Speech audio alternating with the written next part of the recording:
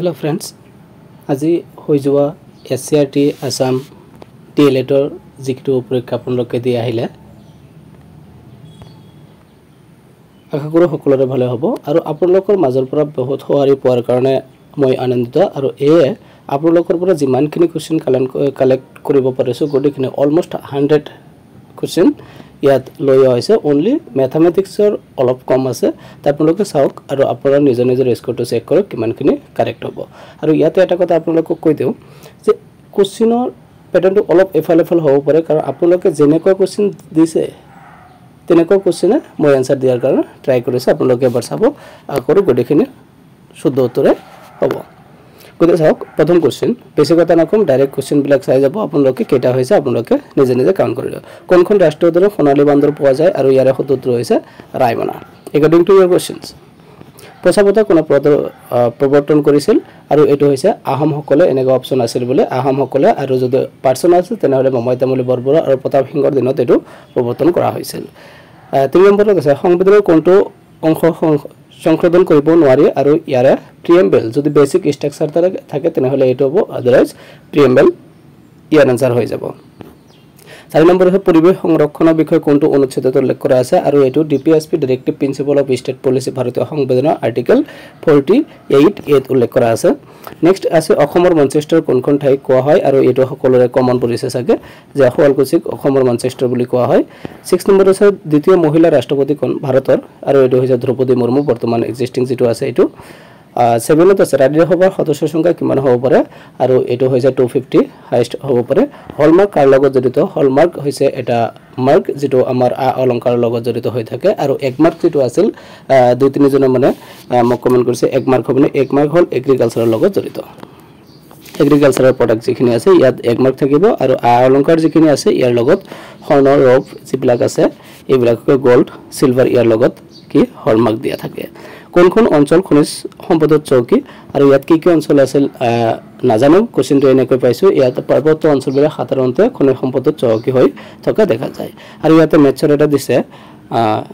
36 to the power factor কেটা হ'ব আৰু ইয়াৰে যদি আমি ওলাও তেনেহলে তিনিটা ফেক্টৰ ওলাব আৰু এই তিনিটা হৈছে 2 3 আৰু 5 11 নম্বৰ আছে ভাৰতৰ পৰা বিলুপ্ত হোৱা প্ৰাণী কোনটো কোকোনেছিয়া বাঘ বা চিতা এটো এবাৰ চাব কি অপচন আছিল নাজানো বহুত কেটা এটো বিলুপ্তি প্ৰাণী আছে কোশ্চেন এনেকৈ পাইছো বেসিক্যালি এটো হ'ব পাৰে এটো অলপ ডাউট আছে আপোনালোকে চাই লব বায়োডাইভাৰ্সিটি ডে ফাৰ্স্ট অবজাৰ্ভ ইন আৰু বায়োডাইভাৰ্সিটি যে জৈৱ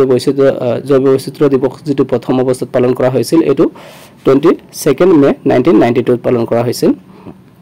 ওজন স্তৰৰ ক্ষয় ভৌতিক ৰাসায়নিক আৰু এটো কি হৈছে কেমিক্যাল বা ৰাসায়নিক বুলি এটো কোৱা হ'ব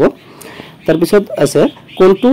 নৱীকৰণ যোগ্য সম্পদ আৰু ইয়াৰ যিকেটা অপচন আছিল তাৰ ভিতৰত পানী হ'ব ইয়াৰ শুদ্ধ উত্তৰ তাৰ পিছত আছে আইসিসি আৰু সম্পূৰ্ণ নাম কি ইন্ডিয়ান কাউন্সিল ফৰ কালচাৰেল ৰিলেশনশিপ বা ৰিলেশনস এটো হ'ব আপোনালোকৰ correct answer Guwahati world refinery কোনখন দেশৰ লগত চুক্তি কৰিছিল আৰু ইয়াৰ শুদ্ধ উত্তৰ হৈছে ৰোমানিয়া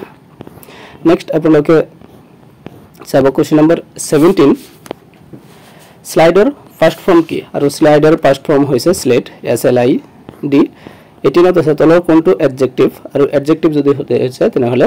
বিউটিফুল হ'ব ইয়াৰ যিকেটা অপচন আছিল তাৰ ভিতৰত তাৰপিছত 2020 ৰাষ্ট্ৰীয় শিক্ষা নীতিয়ে কোনটো কোৰ্স বাতিল কৰিছে আৰু ইয়াৰ শুদ্ধ উত্তৰটো হৈছে এমফিল মাস্টাৰ অফ ফিলসফি যেটো কোৰ্স আছিল এটো আৰু কন্টিনিউ নাই এটো বাতিল কৰা হৈছে according to 2020 national education policy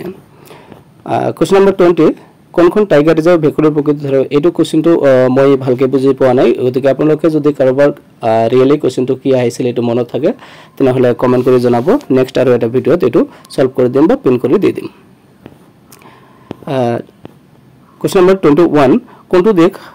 G20 সদস্য নহয় আৰু ইয়াৰে শুদ্ধ উত্তৰটো হৈছে সুইজাৰলেণ্ড আৰু ইয়াৰ সদস্য থকা ৰাষ্ট্ৰকেইটা মই ইয়াত দি দিছো এতিয়া আপোনালোকৰ অপচন কি আছিল এটো আপোনালোকে এবাৰ মিলাই চাব Canada France Germany Italy UK USA and EU অৰ্থাৎ ইউৰোপিয়ান ইউনিয়ন এইকেইটা হৈছে G20 ৰ সদস্য ৰাষ্ট্ৰ লগতে সুইজাৰলেণ্ড ইয়াৰ সদস্য ৰাষ্ট্ৰ নহয় নেক্সট আছে এন্টোনিম অফ অপটিমিস্টিক আৰু ইয়াৰ শুদ্ধ উত্তৰটো হৈছে পেছিমিস্টিক তাৰ পিছত 23 এন্টোনিম অফ এবান্ডেন্ট আগত যেটো মই ভিডিও দিছিলো ইয়াৰ পৰা কিন্তু বহুত কেটা কোৱেশ্চন কমন পৰিছে আৰু মই আপোনালোকক কি কৈছিলো ডাইৰেক্ট কোৱেশ্চন এনেকৈ কম্পিটিটিভ এক্সামত ডাইৰেক্ট কোৱেশ্চন কমন দিয়াটো ইমান সহজ নহয় ইম্পসিবল এটো আমি ক'ব পাৰো কিন্তু টপিক বিলাক সিলেকশন কৰি দিব পাৰো এনেকুৱা কৈ এটা ভিডিও দিয়া আছিল আপোনালোকে নিশ্চয় চাইছে ইয়াৰ পৰা বহুত কেইজনে কমেন্ট কৰিছে বহুত কেইটা কোৱেশ্চন কিন্তু ইয়াত কমন পৰিছে যেনেকৈ এন্টোনিম সিনোনিম দিয়া হৈছিল চাওক এন্টোনিম অপটিমিস্টিক যেটো আছে পেছিমিস্টিক আৰু এন্টোনিম অ্যাবান্ডন্ট এটো হৈছে স্কাৰ্টছ তাৰ পিছত আছে question number 24 head of the state / union territory কোন হয় ইয়াত চাওক আমি যেতিয়া কমেন্ট কৰিছে তেতিয়া বহুত কেইজনে কৰিছে কোনোবাই কৈছে গভৰ্ণৰ কোনোবাই কৈছে প্ৰেসিডেন্ট কিন্তু ইয়াৰ শুদ্ধ উত্তৰটো হৈছে ৰাষ্ট্ৰপতি অৰ্থাৎ প্ৰেসিডেন্ট হ'ব কাৰণ ইয়াত মই আপোনালোকক ক্লিয়াৰ কৰি দিছো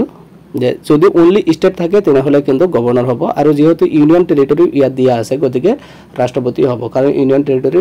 হেড অফ দা ষ্টেট হিচাপে ৰাষ্ট্ৰপতি থাকে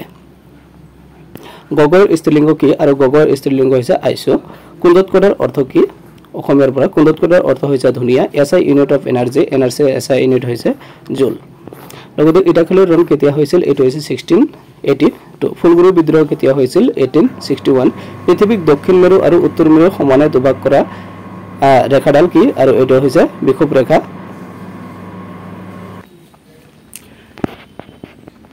নেক্সট 31 বঙ্গ বিভাজন কেতিয়া হৈছিল আৰু এটো হৈছে 1905 ত next 32 sum of the natural numbers from 100 to 175 so eto natural number আছিল না even number na odd number কি আছিল মোক natural number হিচাপে কোশ্চেন তো পাইছো এই কাৰণে এটো তেনে হলে 10450 হ'ব এতিয়া আপোনালোকে ভালকে জানিব ইয়াত একচুয়ালি কি আছিল কোশ্চেন তো বক্সা যুদ্ধ কাৰকাৰ মাজত হৈছিল আৰু ইয়াত যাওক অপচনটো নাজানি ইয়াত কোশ্চেনটো অলপ উলটপলট লাগিছে বহুত কেইজনে কমেন্ট কৰিছে কিন্তু মেসেজ কৰিছে কিন্তু ইয়াত বক্সা যুদ্ধ কাৰকাৰ মাজত এটো এটা মাল্টি ট্ৰায়াঙ্গল যুদ্ধ আছিল আৰু ইয়াত Japan Russia Britain France Germany United states Italy আৰু অষ্ট্ৰিয়া হাংগাৰী এই কেইখন ৰাজ্য ইয়াৰ লগত জড়িত আছিল ইয়াৰ বাহিৰত যেটো ৰাষ্ট্ৰ আছিল এটো হয়তো এনসাৰটো হ'ব এনেকুৱা মনচেষ্টাৰৰ পৰা সাম সলভ কৰিছে আৰু question number 35 which animal has became extinct from India আৰু এটো হৈছে সীতা ইংলিছৰ পৰা she said narration এটা আহিছিল she said I am going to kitchen আৰু ইয়াৰে শুদ্ধটো হৈছে she said that she was going to kitchen তাৰ পিছত অসমীয়াৰ পৰা আৰু দিছে সন্ধি ভাঙা দুৰৱস্থা আৰু ইয়াৰে শুদ্ধটো হৈছে দুযোগ অৱস্থা অৰ্থাৎ দুৰৱস্থা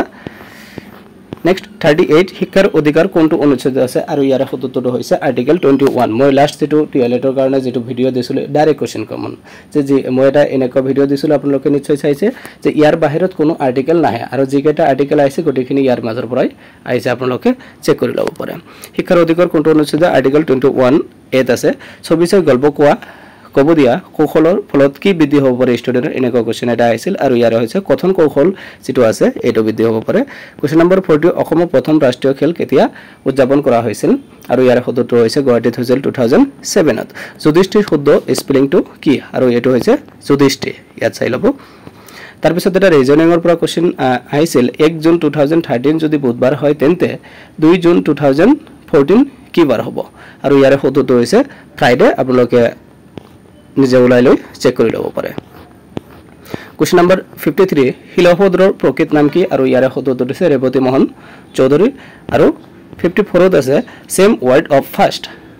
আৰু ইয়াৰ শুদ্ধটো মানে আমি ক'ব পাৰো সেম ওয়াৰ্ড দিছে এটো হ'ব পাৰে সিনোনিম এন্টোনিম দিছে সিনোনিম আৰু দিছে কুইকলি ভাৰতৰ কেন্দ্ৰীয় বেংকৰ নাম কি আৰু ইয়াৰ শুদ্ধটো হৈছে RBI reserve bank of India 1935 ত হৈছিল তে 55 কোশ্চেন মই এতিয়ালৈকে মোৰ হোৱাটছআপ টেলিগ্ৰাম তাতেত মই কালেক্ট কৰিব পাৰিছো আপোনালোকৰ বাকি ইংলিশ ৰিজনিং আৰু ম্যাথমেটিক্সৰ যিমানখিনি আছে যদি আপোনালোকৰ মনত আছে তেনেহলে কাইন্ডলি কমেন্ট কৰক আৰু নহলে আমাৰ টেলিগ্ৰাম চেনেলত yes you can crack Telegram চেনেলত জয়েন হৈ ইয়াত কমেন্ট কৰি দিয়ক আৰু নেক্সট ভিডিওত নেক্সট সেকেন্ড পাৰ্টত আমি এই ৰিজনিং ইংলিশ আৰু ম্যাথমেটিক্সৰ যিমানখিনি আছে লৈ আহাৰ কাৰণে চেষ্টা কৰিম যদি আপোনালোকে কোশ্চেন বিলাক শেয়াৰ কৰে ধন্যবাদ